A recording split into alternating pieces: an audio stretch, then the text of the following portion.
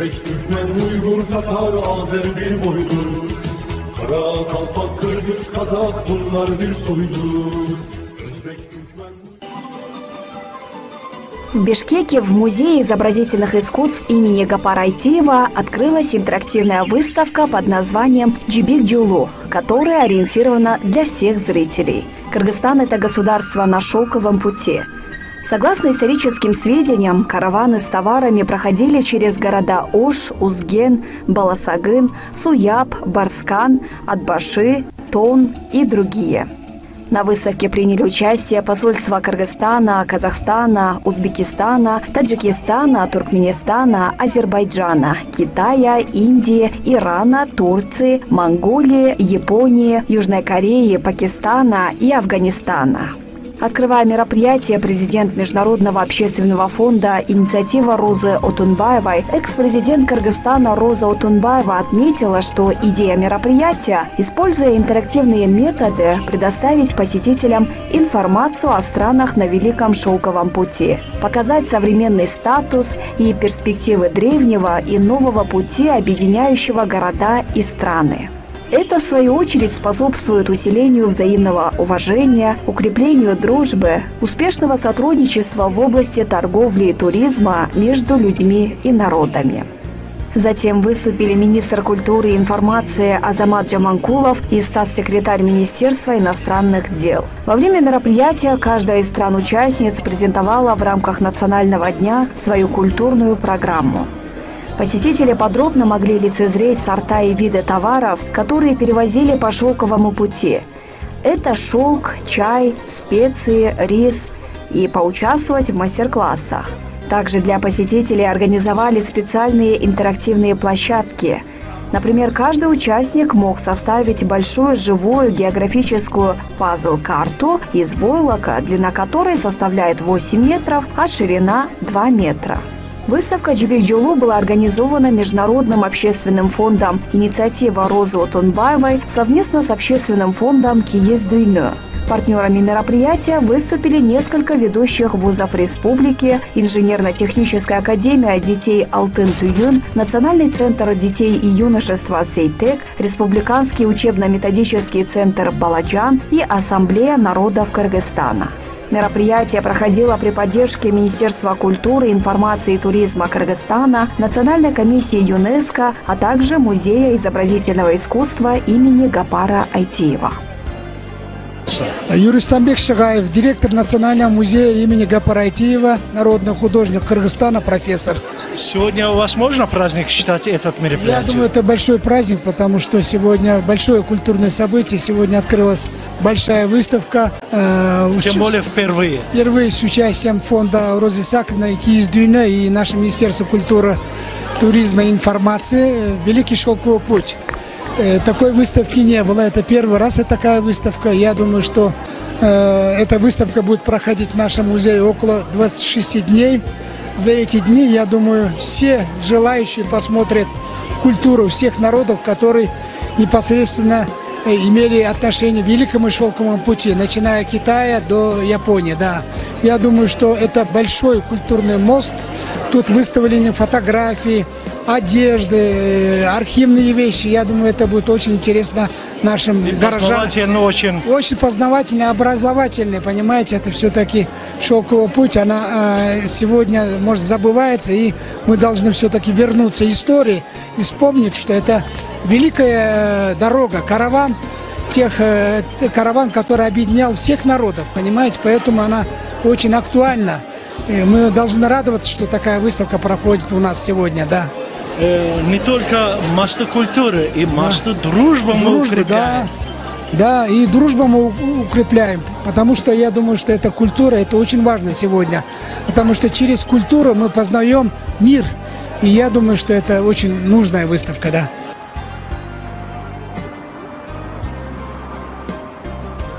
Министерство иностранных дел страны официально запустило новый единый веб-портал МИД и загранучреждений Кыргызской Республики. Департамент информации работал совместно с государственным предприятием «Инфоком» при Государственной регистрационной службе республики, разработчиком веб-портала, над реализацией проекта, который преследовал следующие цели: улучшение информационного сопровождения внешнеполитических мероприятий органов дипломатической службы нашей страны, облегчение доступа к информации для всех желающих, то есть для всех пользователей, которым нужна полезная информация по самым разнообразным вопросам, включая такие, как состояние политического, торгово-экономического и культурно-гуманитарного сотрудничества с конкретной страной, обеспечение прав и законных интересов наших граждан за рубежом, предоставление консульских услуг и другие.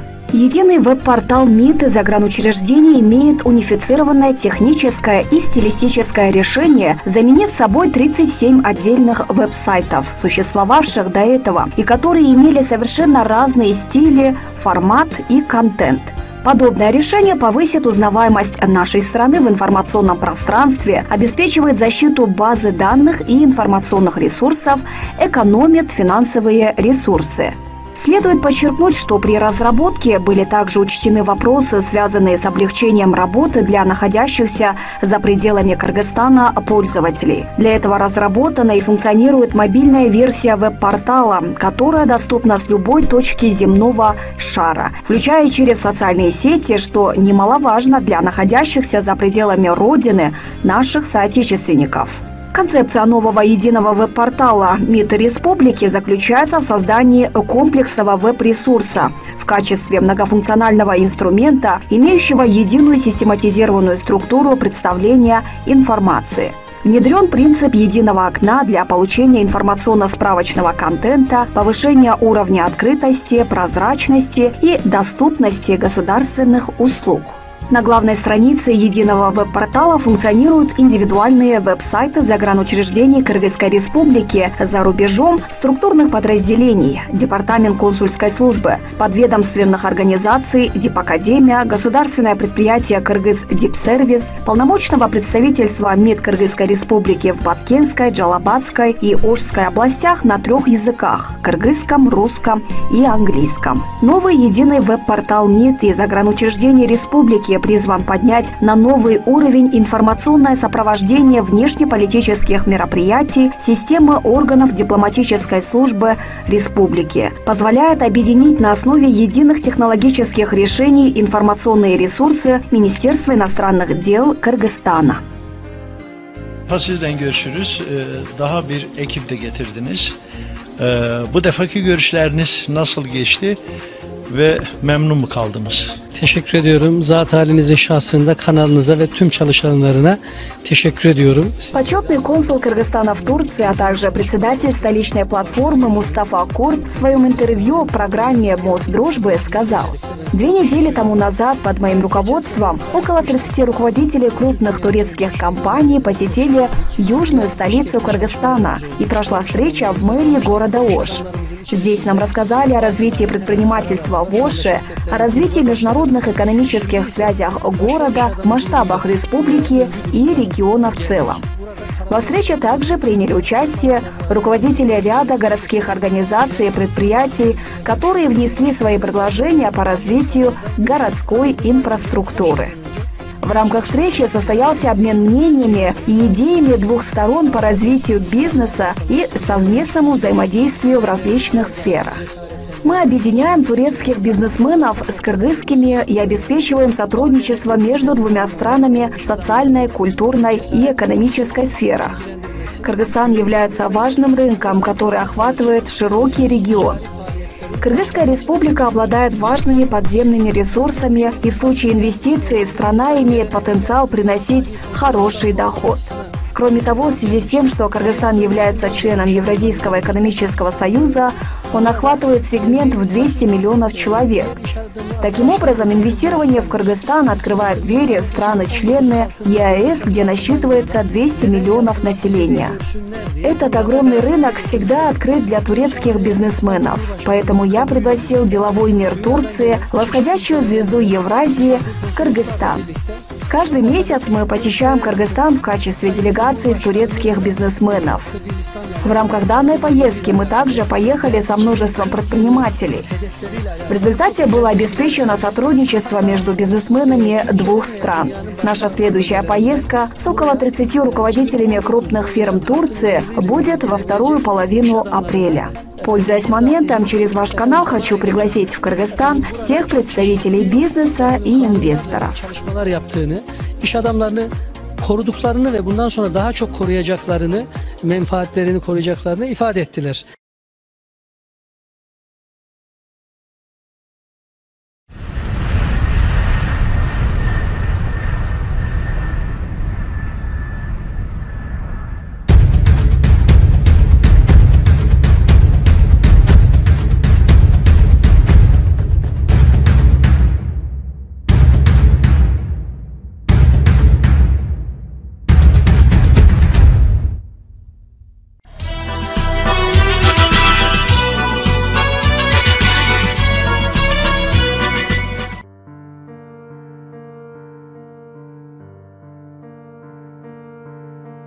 Регулярное жертвование, ставшее привычным и обязательным, дисциплинирует и развивает силу воли.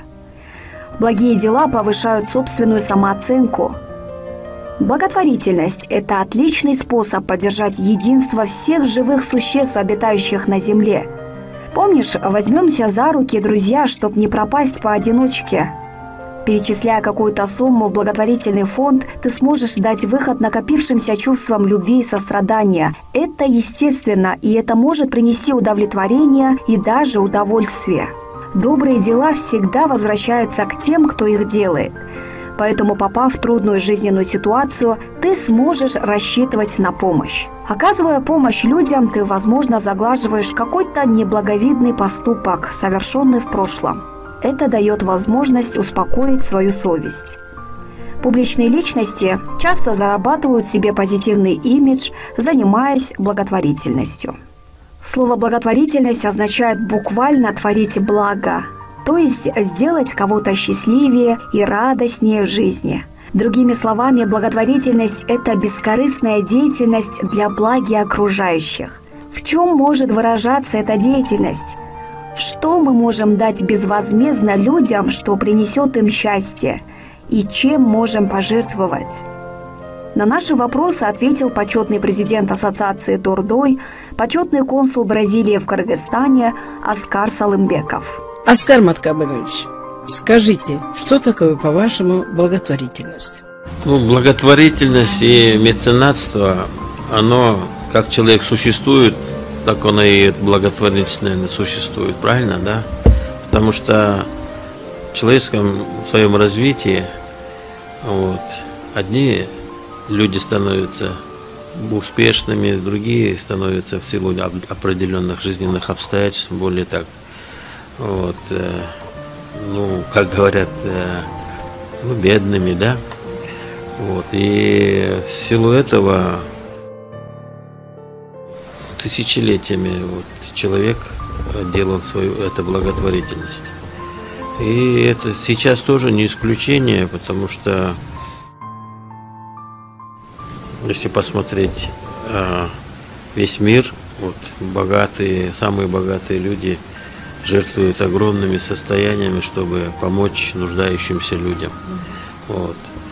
И меценатство, оно и в Коране написано Турава, да, помогай ближнему, определенную часть своего имущества, состояния надо садага делать.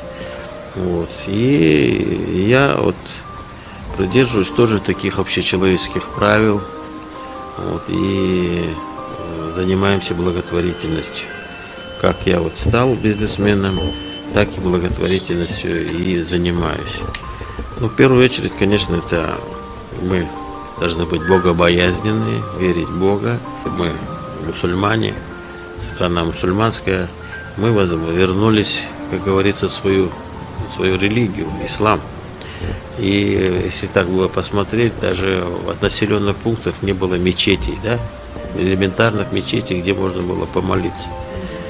И вот в этом плане, когда я работал на Рынской области, это зачастую все эти, ну, якобы такие мечети превратились в просто такие сараи, да. И мы поставили целью, чтобы в каждом селе была мечеть, чтобы люди могли по-человечески прийти, помолиться Богу.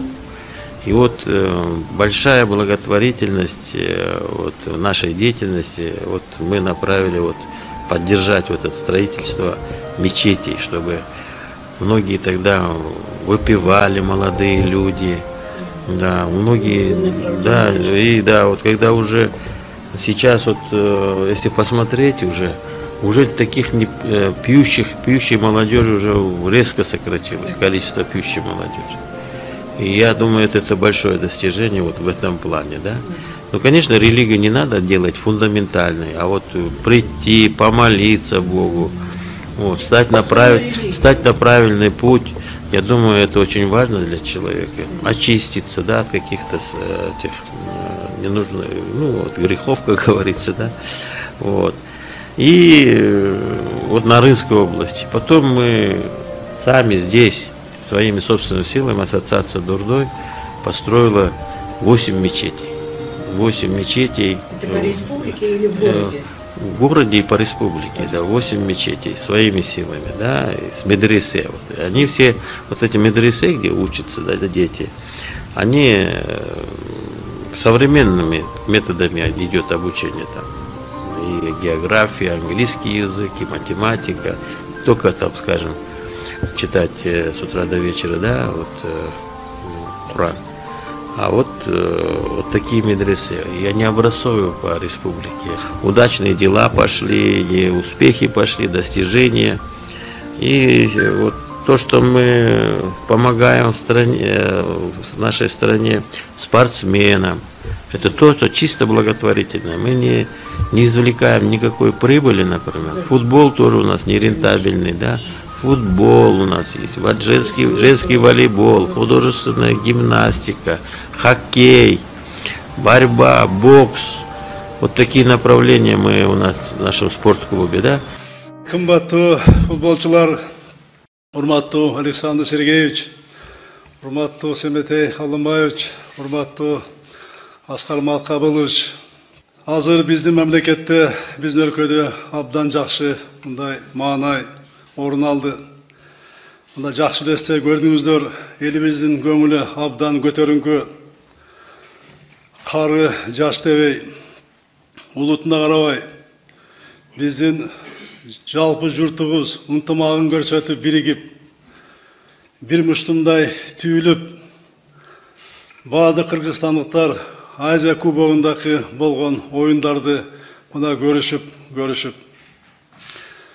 Сіздерге көрман болып, сіздер чуркасаңар чуркап, жығылсаңар жығылып, сүйінсеңар сүйініп, қиналсаңар қиналып, гол киргизгенде, өздері гол киргизгенде болып, мына секіріп, бакырып, көрман болып, чын жүрөгүнөн сіздер менен чогуу болуп аттык, бардыбыз тең болуп аттык. 3-чү даражадагы Манас ордени менен Салымбеков Аскар Маткабылович, Дордой спорт клубунун президенти.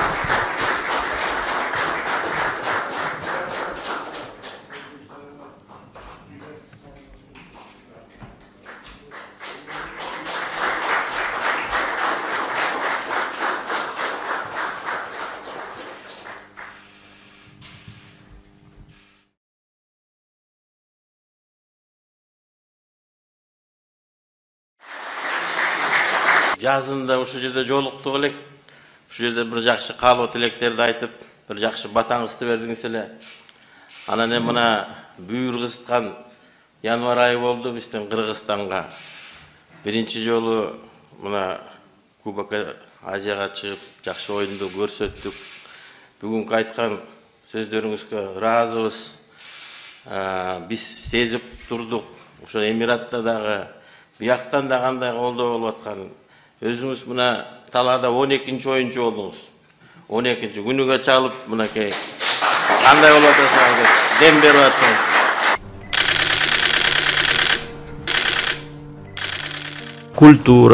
Культура и искусство. Мы поддерживаем талантливых молодежь, талантливых артистов, актеров.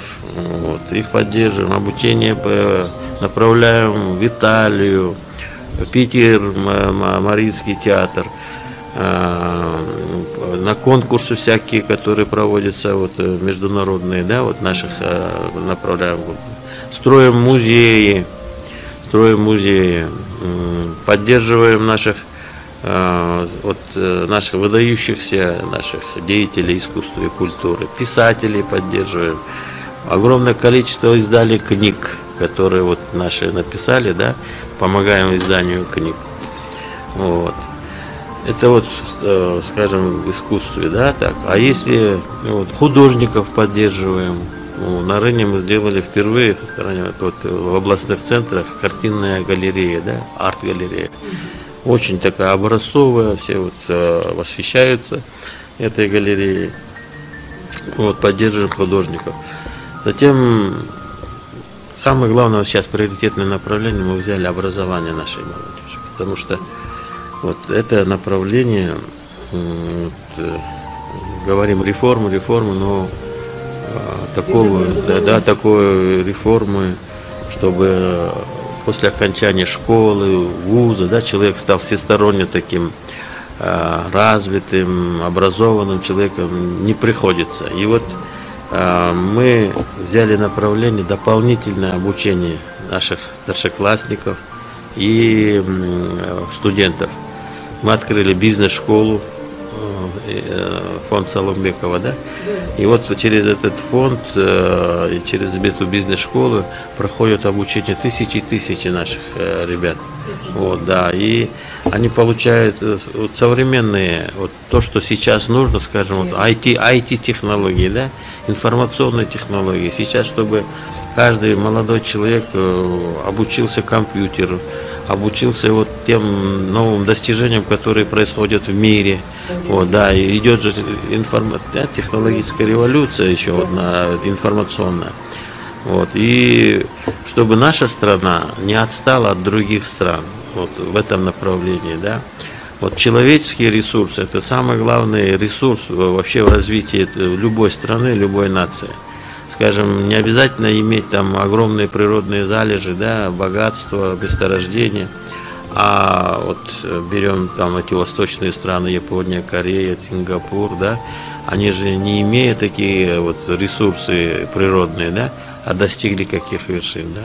Я думаю, вот наш народ, вот кыргызстанский народ, они тоже очень талантливые. Я думаю, вот в этом направлении, вот в информационных технологиях, я думаю, можно добиться очень больших таких успехов. И вот на днях только вот наша бизнес-школа открывает филиалы во всех областных центрах.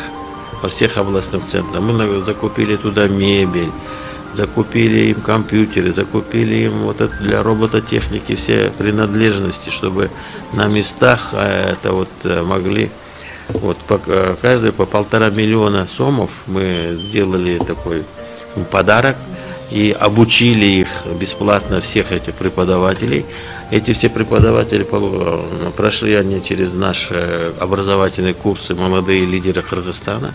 И вот они сами теперь будут в этих областных центрах проводить обучение местной такой молодежи, да. Я думаю, вот пошло такое масштабирование. Я думаю, если оно пойдет успешно, мы будем в районных центрах открывать, чтобы мы шли в ногу со временем.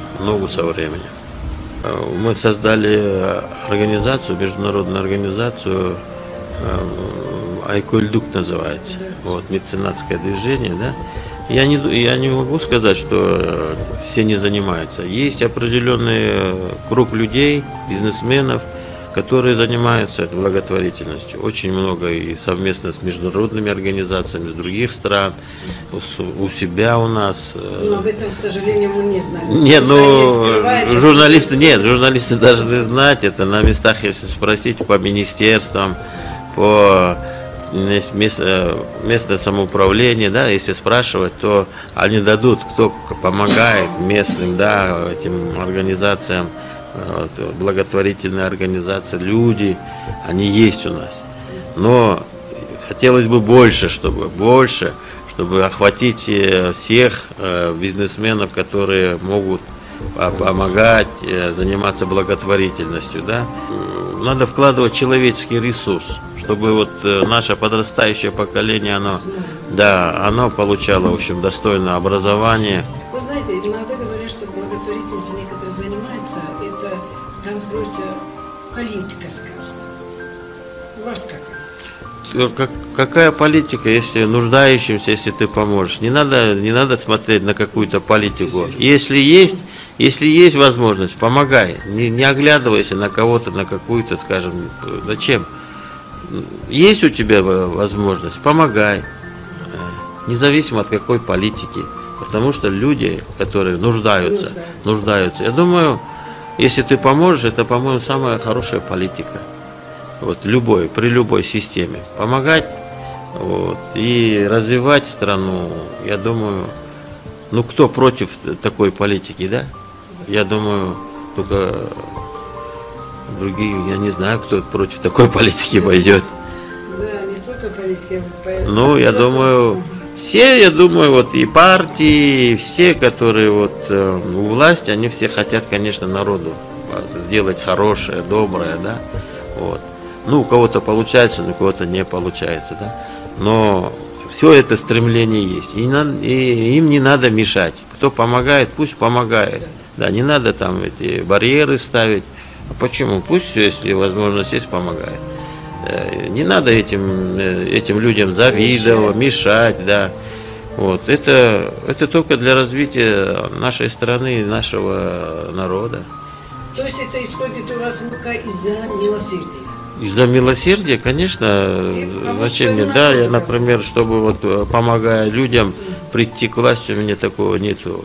Понимаете, да, нет. Да. Мне достаточно, хватит мне, это достаточно, мне комфортно. Я буду помогать своей стране, своему народу. Тем более сейчас есть указ, скажем так, развитие экономики региона. Это да. тоже самая политика, можно сказать, поддержка политики государства. Так? В рамках этой программы в этом году мы начинаем строительство мясокомбината в городе Рыбач. Это переработка животноводческой продукции Нарынской, Сыкульской, часть Чуйской области.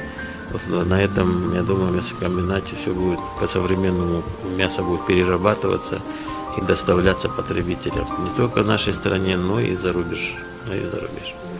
Вы в Сыкуле еще строили такую красивую амфитеатр. Который люди радуются. Да, люди радуются, амфитеатр был построен, да, и особенно жители села Бустыри, которые, да, это гордость у них, и то, что там кочевнические игры прошли, были высокопоставленные гости, дали высокую оценку, и архитектура, и все это, да, и я думаю, амфитеатр, он долго будет служить нашему народу.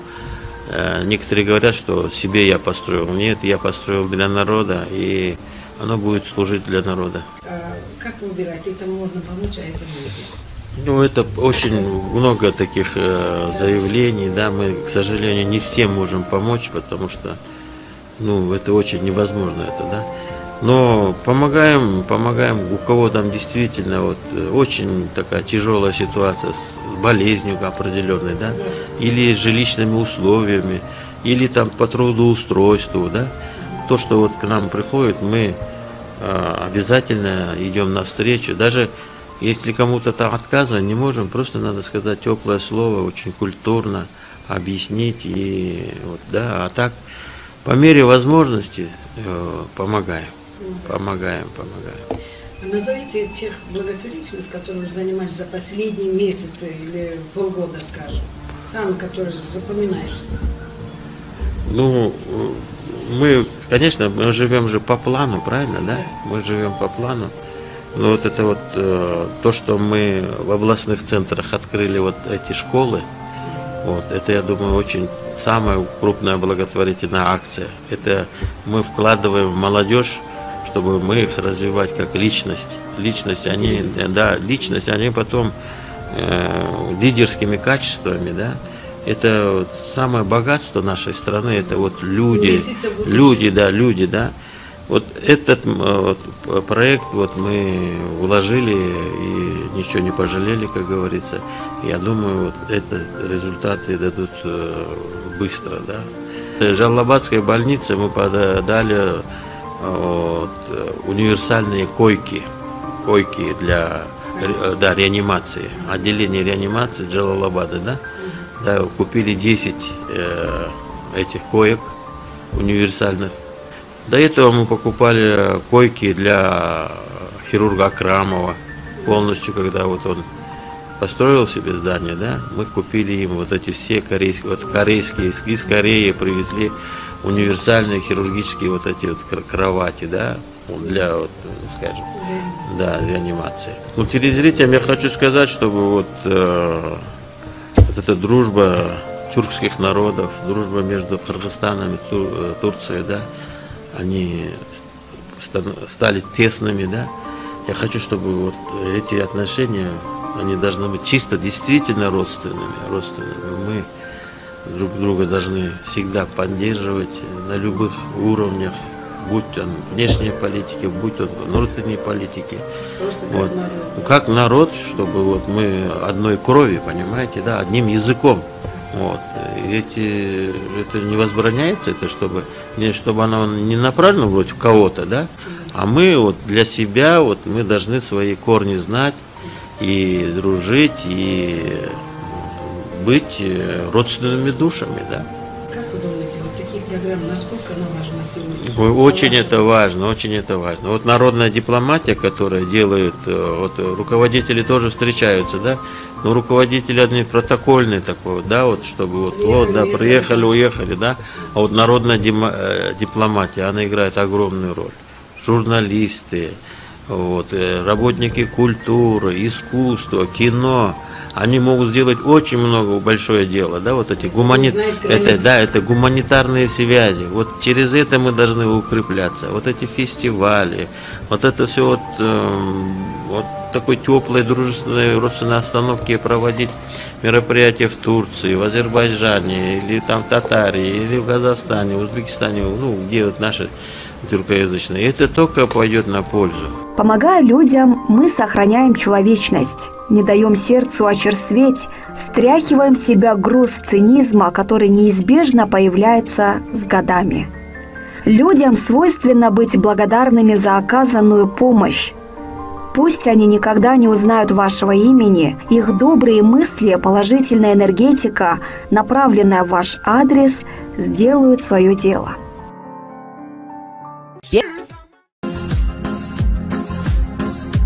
Уважаемые телезрители, вы можете пригласить творческую группу программы «Мост дружбы» для съемок культурных мероприятий, где будут показаны национальные обычаи, традиции, игры, а также на знаменательные даты, народные гуляния разных национальностей. Кроме этого, вы можете поздравить своих друзей, родных и близких с их особенными датами. Принимая от вас приветы и поздравления, мы хотим создать для вас условия, чтобы вы могли передать друг другу приятные пожелания, выразить уважение и любовь своим родственникам, друзьям и сослуживцам. Таким образом, наводить настоящие мосты дружбы между людьми. Ведь в наши дни мы особо нуждаемся во внимании человека, который живет и трудится рядом с вами. Эти святые чувства дают стимул, помогают жить, творить и радоваться жизни. Ждем вас в рубрике «Приветы и поздравления». Обращайтесь по телефону 0551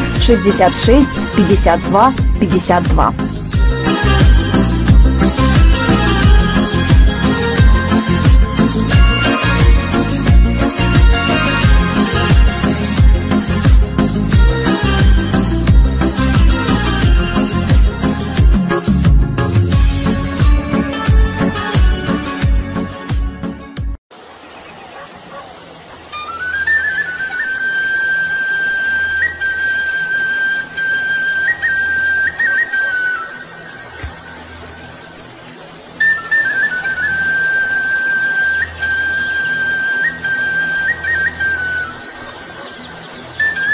Пришла весна, природа оживает, журчат ручьи, проснулся тихий лес. Оркестр птичьих голосов играет, и солнце греет ласково с небес. Выходит пахарь, отдохнувший в поле, и сердце бьется трепетно в груди. Начнется труд, исполненный заботой и радостью, ведь жатва впереди. Любовно землю жмет свои ладони, встает за плуг и, не жалея сил, крестьянин пашет, он готовит поле, привычно и старо, как этот мир. Века идут, порядок неизменен, чтоб зрела жатва, силы две нужны. Готовит землю пахарь под посевы, ну а Господь жизнь в зернышках хранит. Не может пахарь дождь послать с небес, заставить солнце засиять сильнее, и сам не пашет землю Бог-творец, Он не баранит, семена не сеет. Небесной жатвы урожай богатый, отображение усилий всех земных. Чтоб поприще пройти достойно, свято, нам непременно силы две нужны. А если святость в жизни лишь мечта, и лень нам приложить свои усилия, напрасно я помощи мольба, ведь Царство Божье берется силой.